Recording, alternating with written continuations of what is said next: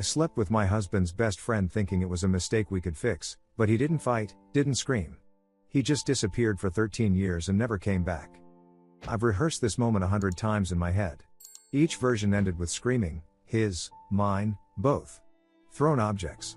Slammed doors. Something loud enough to match the magnitude of what I'd done. Instead, Ronan just sits there. We're in our living room. The same room where we'd planned our wedding 3 years ago. Same couch where we'd fallen asleep watching movies every weekend. Same space where I'd imagined telling him someday that we were pregnant. Now I'm telling him I slept with his best friend. It was one night, I say, and my voice sounds strange. Too steady. Like I'm reading from a script. With Silas. It was a mistake. It meant nothing. I'm so sorry. Ronan doesn't move. His hands rest on his knees. He's still wearing his work clothes, button-down shirt, slacks. He'd walked in 20 minutes ago asking what I wanted for dinner, and I'd said we needed to talk. Now he's staring at me like I'm something in a museum. Interesting, but distant. Already behind glass. How long? His voice is quiet. Controlled. Just once. Last week. Tuesday night when you were at the conference. The words spill out. I need him to understand it wasn't an affair. Not really. Just one catastrophic mistake. It shouldn't have happened. I don't even know why. How long have you been lying to me? I stop. I just told you. One night. That's it. He nods slowly. Once. Twice. Like he's confirming something to himself. Then he stands up. Ronan, I follow him as he walks toward our bedroom. Please, can we just talk about this? I know I screwed up. I know I hurt you. But we can work through. He's pulling a duffel bag from the closet. The one he uses for gym clothes. What are you doing? No answer. He opens his dresser, starts pulling out shirts, jeans, underwear. His movements are methodical. Not rushed, not angry. Just efficient. Ronan, stop. I grab his arm. He doesn't shake me off, but he doesn't acknowledge me either. He just keeps packing. Please. Look at me. Talk to me. Yell at me. Something. He zips the bag. Picks it up. Walks past me toward the front door. I'm talking now, begging, really, but I don't even remember what I'm saying. Apologies blur together. Promises I can't keep. Explanations that explain nothing. He puts on his shoes. Picks up his keys from the bowl by the door. Ronan, please don't leave like this. He looks at me then. Really looks at me. For maybe 3 seconds. His eyes aren't angry. They're not hurt. They're not anything. They're just done. He walks out. The door closes quietly behind him. Not even a slam. Just a soft click. I stand there for I don't know how long. Waiting for him to come back. To at least text. To something. When I wake up the next morning, I'm on the couch. Still dressed. My phone has no new messages. I call him. The number's disconnected. That's weird. I try again. Same recorded message, the number you have dialed is no longer in service. Panic starts creeping in. I call his office. The receptionist sounds uncomfortable. Mr. Hale is on extended leave. We don't have information about when he'll return. Extended leave? Since when? I'm sorry, I can't discuss. I hang up. This doesn't make sense. He left 12 hours ago. How is his phone already disconnected? How is he on extended leave? My laptop is sitting on the coffee table. I open it, log into our joint bank account. The one we use for bills, mortgage, groceries. Everything. The page loads. Available balance, $247.38. I stare at the number. Refresh the page. Same number. We had $43,000 in that account 2 days ago. I check the transaction history with shaking hands. One withdrawal, $42,752.62. Date, 3 weeks ago. Transferred to an account number I don't recognize. 3 weeks ago. Before I confessed. Before Tuesday night. My throat goes dry. I navigate to our property management site, pull up the house deed records. There's a new document dated 22 days ago. Sole owner, Ronan Hale. My name is gone. Transfer date, 3 weeks before I told him what I'd done. He already knew. I spend the next 4 hours tearing through every document, every account, every piece of paper in our house. The car title? Always was only in his name. I never noticed. Our shared investment account? Transaction history shows a complete liquidation and transfer. Date, 23 days ago. The day after he came back from that conference. The day after I'd been with Silas. I pull up our credit card accounts. 3 cards we shared. All closed. Dates, 3 weeks ago, 2 weeks ago, 2 weeks ago. His business, the consulting firm he'd built from scratch, sold. Or transferred. The paperwork is dense, full of legal language I don't understand, but the date is clear, 17 days ago. Insurance policies. I find the folder in his filing cabinet. Every beneficiary designation changed from me to his sister. Date, 20 days ago. I sit on the floor of his office surrounded by papers, and something inside me goes cold. This wasn't a reaction. This was a plan. He knew about Silas and me before I confessed. He must have. And instead of confronting me, instead of giving me a chance to explain, he spent weeks systematically dismantling our life together. Every legal tie. Every financial connection. Every shared asset. Gone. When I finally told him last night, he wasn't hearing it for the first time. He was just waiting for me to confirm what he already knew. All that silence, that empty look, he'd already left. He was just tying up the last loose end. Me. The doorbell rings around 7 that evening. I'm still on the floor. I haven't eaten. Haven't showered. I'm holding our marriage certificate, staring at my signature next to his, wondering how you can erase someone this thoroughly in 3 weeks. The doorbell again. Insistent. I open it. Silas Vaughan stands there, and he looks like hell. His hair is messy, shirt half untucked, eyes wild. Where is he? Silas pushes past me into the house. Where's Ronan? He's not answering my calls. His phone's off. His office says he's gone. What did you tell him? I close the door. Everything. Everything? What does that mean, everything? I told him about us. About Tuesday. Silas goes pale. Jesus Christ. When? Last night. And? What did he say? Where did he go? He didn't say anything. He just left. Left where? Silas is pacing now, running his hands through his hair. Did he say anything about me? Did he threaten? He didn't say anything, Silas. He just packed a bag and walked out. F word twice. Silas pulls out his phone, tries calling again. This is bad. This is really bad. He knows people. He has connections. If he tells the wrong person, he's not going to tell anyone. How do you know that? I look at him. Really look at him. His panic isn't about me. It isn't about our relationship or what we did. It's about himself. His reputation. His consequences. Because he already knew, I say quietly. Before I told him. He knew weeks ago. Silas stops pacing. What? I gesture at the papers scattered around the living room. He's been separating our accounts, transferring assets, closing everything we shared. For weeks. The house isn't in my name anymore. Our bank accounts are empty. He knew about us, and he's been planning his exit. Silas sits down hard on the couch. Holy crap. We sit in silence for a moment. Okay. Silas takes a breath. Okay. We'll figure this out. Together. I meant what I said that night, I'm not running. If he knows, he knows. We'll deal with it. I want to believe him. God, I want to believe him. I'm not leaving you to handle this alone, he says, and he sounds sincere. He reaches over, squeezes my hand. Whatever happens, we face it together. All right? I nod. Because what else can I do? 2 days later, I try calling Silas. It goes straight to voicemail. I try again an hour later. Same thing. By evening, I drive to his apartment. The building manager tells me he moved out yesterday. Said he got a job opportunity out of state. Left in a hurry. I call his work the next morning. The receptionist sounds apologetic. Mr. Vaughan relocated for a new position. No, I'm sorry, we don't have forwarding information. His number is disconnected. His social media is deleted.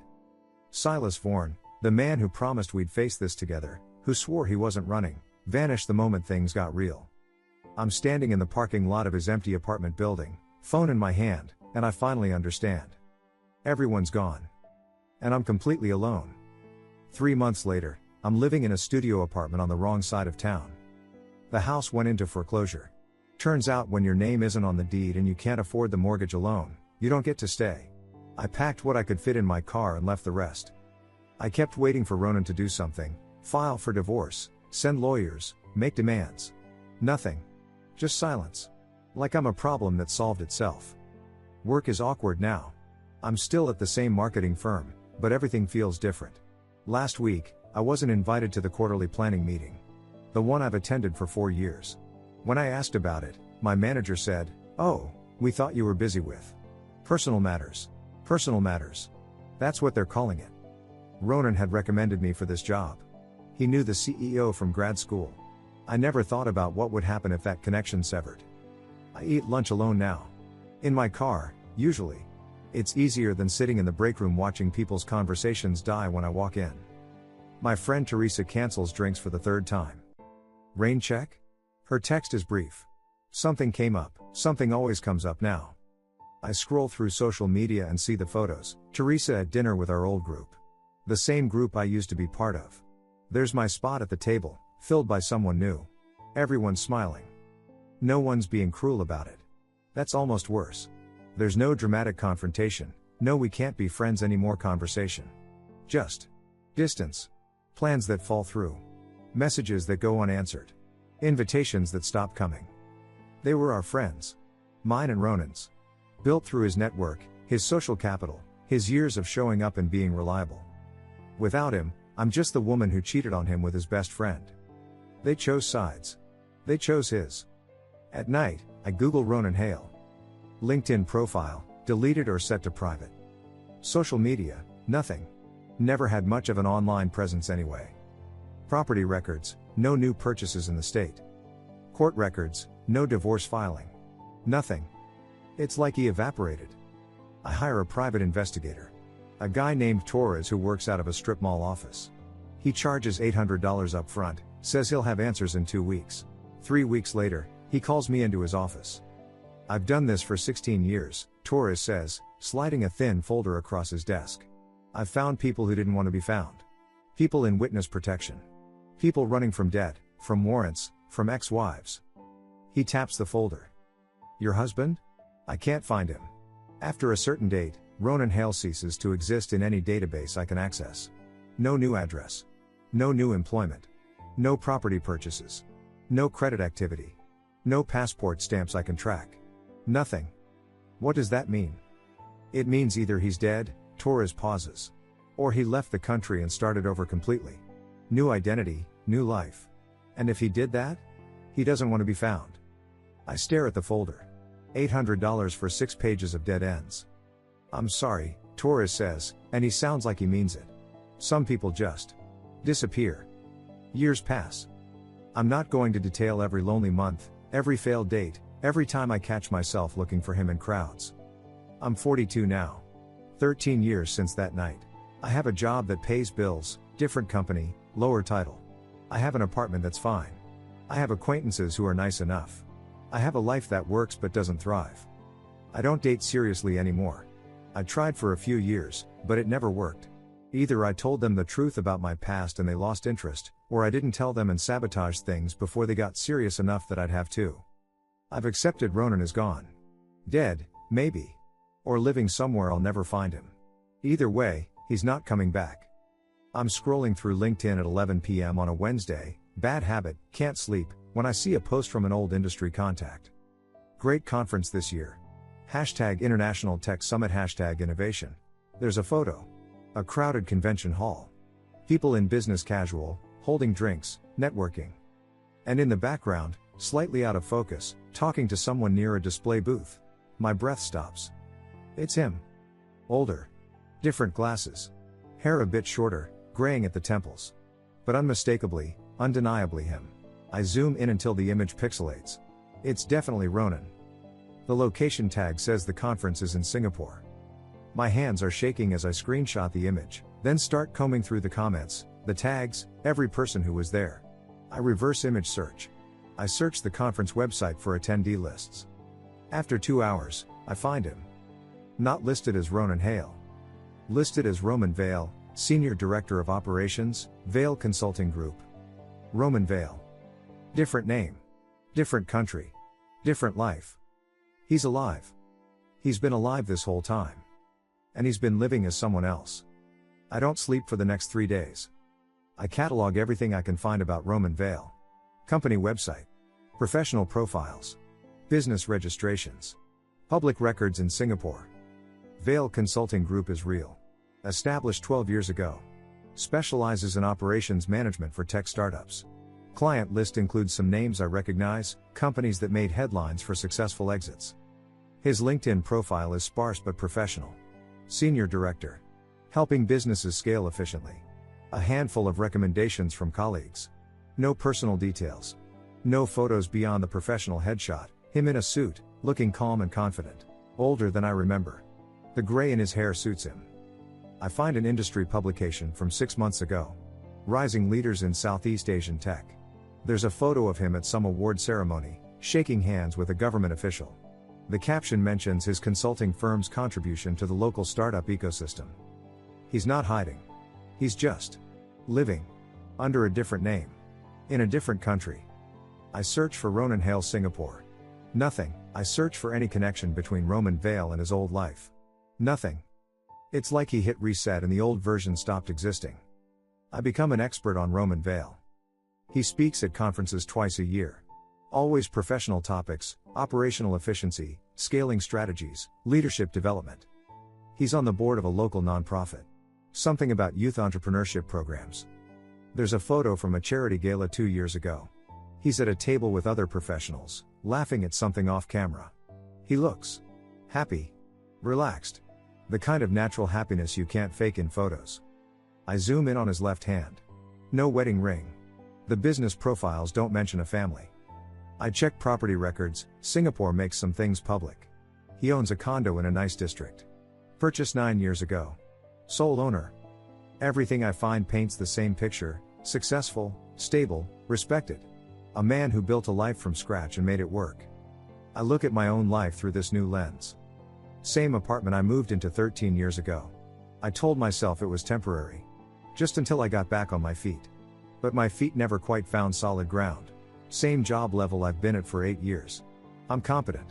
I show up. But I don't shine. I don't have the energy to shine. No serious relationships.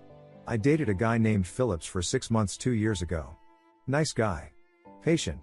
When he started talking about meeting my family, I broke it off. Told him I wasn't ready. Truth is, I couldn't let him get close enough to see all the broken parts. My family still calls on holidays. My sister visited last Christmas. But there's this distance now. This careful politeness. Like I'm fragile and they're not sure how to handle me. I have friends. Sort of. Coworkers I sometimes grab lunch with. Neighbors I wave to. But no one who really knows me. No one I could call at 2 a.m. if things fell apart. A life that functions. But doesn't thrive. Meanwhile, Roman, rebuilt everything.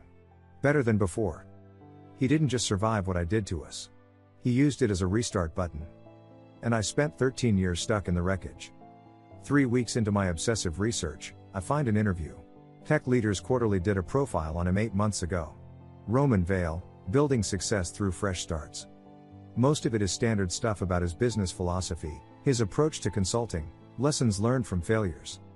Then the interviewer asks, "You came to Singapore from abroad, correct? What made you choose to relocate?" Roman's answer, "I came here 13 years ago looking for a fresh start. Sometimes you need to leave everything behind to find out who you really are. This place gave me the space to rebuild on my own terms." That's quite a leap. Was it difficult to leave behind your life back home? Not as difficult as you might think. When something isn't working anymore, the kindest thing you can do, for yourself and everyone else, is to let it go completely. Do you have family back in your home country? Do they visit? There's a pause. Then, no. No one. The interviewer moves on to another question. I read those 2 words over and over. No. No one. Not I'd rather not discuss it. Not we're not in touch. Not it's complicated. Just, no. No one. 13 years. And when asked about his past, about family, about anyone he left behind, I don't exist. Not even as someone he left. Not even as someone he's angry at. Just, no one. I can't stop reading that interview. No. No one. I read it on my phone during my lunch break. I read it on my laptop when I get home. I read it at 3 a.m. when I can't sleep. 2 words that erase 13 years. 2 words that confirm I'm not even a memory worth mentioning. I start cataloging the years. Retracing every step. Trying to understand when exactly I became no one. Years 1 to 2. I kept our wedding photos up. All of them. The big canvas print in the living room, the smaller frames on the bookshelf. I told myself he'd come back and see that I'd preserved us. That I was waiting. I wore my wedding ring for 18 months. Even after I moved into the studio apartment. Even after I accepted he wasn't coming back anytime soon. I wore it like a penance. I slept on his side of the bed because it still smelled like him. I checked my phone every morning thinking maybe today he'd call. Meanwhile, he was in Singapore. Learning the language. Setting up bank accounts. Filing paperwork for a new business. Becoming Roman Vale. Years 3 to 5. I started dating. Sort of. A few dinners here and there. One guy made it to 3 months before I ended it. Every man got compared to Ronan. The way he used to listen when I talked about work. The way he'd plan things, trips, dinners, our future, with this quiet confidence that made everything feel possible. The way he never needed to be loud to be noticed. No one measured up. And the ones who came close scared me. Because if I let them in, I'd have to tell them what I did. And then they'd leave too. So I left first. Meanwhile, he bought property. Built a client base. Got invited to speak at his first conference. His business grew. His reputation grew. Roman Vale was becoming someone. Years 6 to 10. I finally accepted he wasn't coming back. But I couldn't stop looking. I googled Ronan Hale every week. Sometimes multiple times a day. I drove past his old office building on my way to nowhere. I asked old mutual friends, the few who still spoke to me, if they'd heard from him. They hadn't. I went to therapy for 2 years. My therapist said I needed to process the loss and move forward. But how do you process losing someone who's not dead, just gone? Someone who erased you so completely that even his parents won't tell you if he's okay? I dated Phillips during this period. Good guy. Steady job, kind, patient. He wanted to introduce me to his daughter. I panicked and ended it. Meanwhile, Ronan was winning awards. Speaking at international conferences. Expanding his business.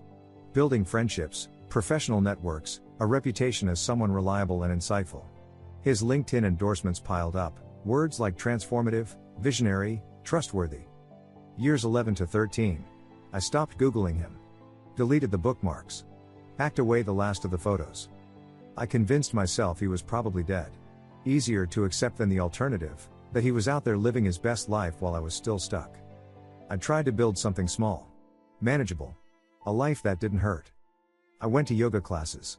I adopted a cat. I painted my apartment. I read self-help books about letting go and moving forward and finding peace. I almost believed I was healing. Meanwhile, he was exactly where he'd been for a decade. Thriving. Living fully. In a world where I had never existed. The pattern is clear now. While I spent 13 years in orbit around the black hole of what I'd destroyed, Ronan spent 13 years building. Every year I lost something: hope, relationships, opportunities, time. Every year he gained something: stability, success, respect, peace. I didn't move on because I couldn't. Because I was waiting for something that was never coming. Closure. Forgiveness. Acknowledgement. Something. He moved on because he simply decided to. One night, he made a choice: she's gone. And he never looked back. I look up Silas Vaughan. It takes 10 minutes to find him. He's not hiding. He's back in our original city. Married, 8 years now. 2 kids. Works as a regional sales manager for some pharmaceutical company. His Facebook is public, photos of family vacations, little league games, anniversary dinners. He rebuilt his life too. Within years, not decades. The man who promised to face this with me, who vanished within 72 hours, he's fine. He's thriving. Everyone moved on but me. It's 2 a.m. and I'm staring at my laptop screen. I found Roman Vale's professional email address on his company website. Standard format, rvale@valeconsulting.sg. My cursor hovers over the compose button. 13 years of silence. One email could break it. I could write, "I know it's you. I'm sorry. I've spent 13 years regretting that night." Or, "I don't expect forgiveness. I just need you to know." Or, "Please. Just let me explain." But explain what? That I destroyed the best thing in my life for one night with a man who abandoned me within a week? That I spent 13 years haunted while he spent 13 years free? Would he even open it? Or would it go straight to spam, filtered out like I'd been filtered out of his life? My finger hovers over the mouse. One click. One email. 13 years of silence could end. Or I could get confirmation that the silence was the point. That Roman Vale doesn't respond to ghosts from a life he left behind. That I truly am no one to him. I sit there for 2 hours, cursor blinking in the empty subject line, unable to type a single word. I write 12 different versions of the email. I know you've moved on, but I need you to know I'm sorry. Every single day, I'm sorry. Delete. 13 years is a long time to carry regret. I don't expect forgiveness. I just need to say, delete. I found you. I know who you are now. I know you're alive and successful, and I'm glad. I just wanted you to know that delete. The cursor blinks, mocking me. At 4:41 a.m., I close the browser without sending anything. Because I finally understand, reaching out wouldn't be for him. It would be for me. A selfish grab at relief I don't deserve. And more importantly, he already answered my question 13 years ago, when he walked out the door. I spend the next week piecing together what Ronan actually did. Not the logistics, I figured those out years ago. The money, the house, the systematic separation of our lives. But the strategy behind it. Most people think revenge is loud. Public humiliation. Destroyed reputations. Taking everything someone loves and burning it in front of them. Ronan's revenge was silent. And absolute. He didn't destroy me. He let me destroy myself. When he left, he didn't take anything that was mine. He just stopped providing the foundation I'd never noticed I was standing on. The job I got through his connection? It was always his network keeping me there.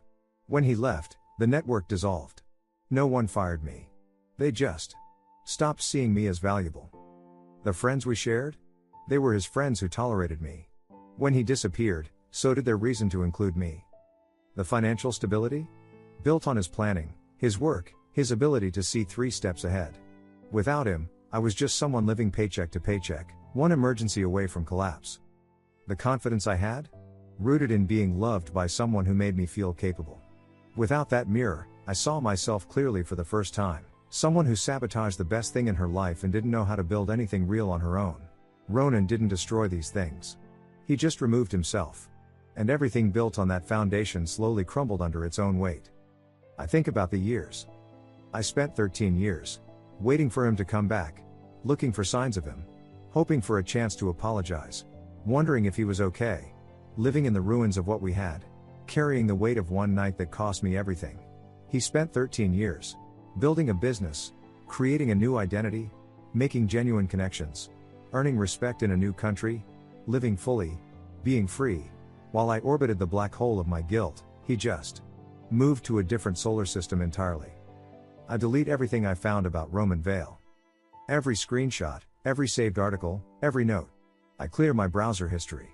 I block myself from accessing his company website. Not because I've moved on, but because I finally accept there's no closure coming. No email where he says I forgive you. No chance encounter where we talk and find peace. No acknowledgement that I exist. Just permanent, infinite silence. And that silence is the answer. It always was.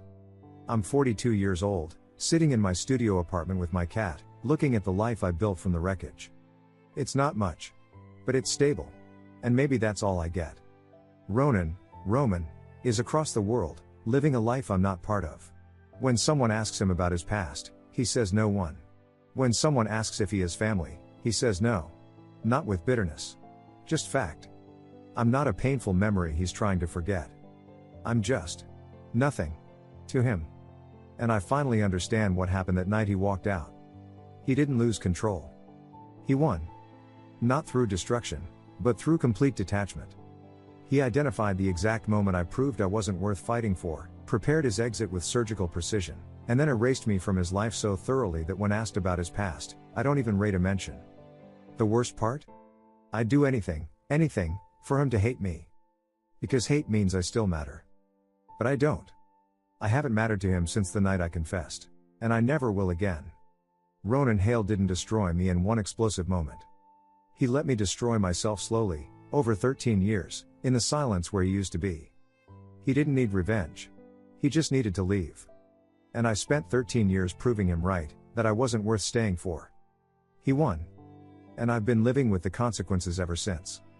Waiting for forgiveness from a man who decided I no longer existed. Thank you so much for watching until the end. If you really like our videos, please don't forget to like, share, and subscribe. Have a great day.